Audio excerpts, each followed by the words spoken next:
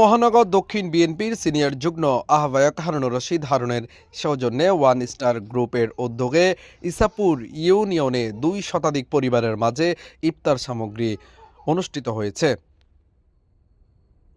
আজ বিকেলে ইসাপুর ইউনিয়নের সন্দরা ওয়ান স্টার গ্রুপের নিজস্ব কার্যালয়ে এই ইফতার সামগ্রী বিতরণকালে প্রধান অতিথি হিসেবে উপস্থিত ছিলেন ঢাকা মহানগর দক্ষিণ শাহবাগ থানা যুবদল নেতা রবিউল ইসলাম রুবেল, ওয়ান স্টার গ্রুপের উপদেষ্টা, ইসাপুর ইউনিয়ন যুবদলের সাংগঠনিক সম্পাদক মাহবুব খান ও সৌদি প্রবাসী মোহাম্মদ বোরহান উদ্দিনের সার্বিক সহযোগিতায় এই ইফতার সামগ্রী বিতরণ কার্যক্রম অনুষ্ঠিত হয়।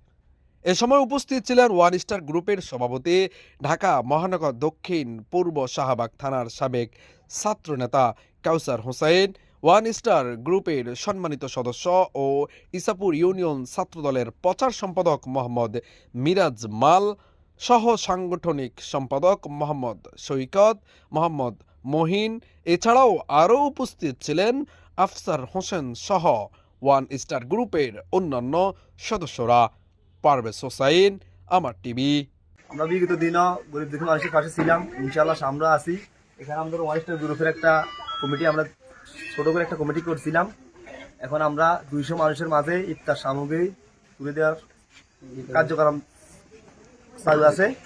এমনকি সামনে ইনশাআল্লাহ আমরা মানুষের পাশে আছি, ইনশাআল্লাহ সামনে থাকবো গরিব দুঃখী মানুষের পাশে। ওয়ান স্টার গ্রুপের উদ্যোগে ঢাকা মহানগর দক্ষিণ বিএনপির সিনিয়র যুগ্ম আহ্বায়ক হারুনুর রশিদ হারুন ভাইয়ের সৌজন্যে আমরা আজকে ইসাপুর ইউনিয়নে ইফতার বিতরণ করতেছি।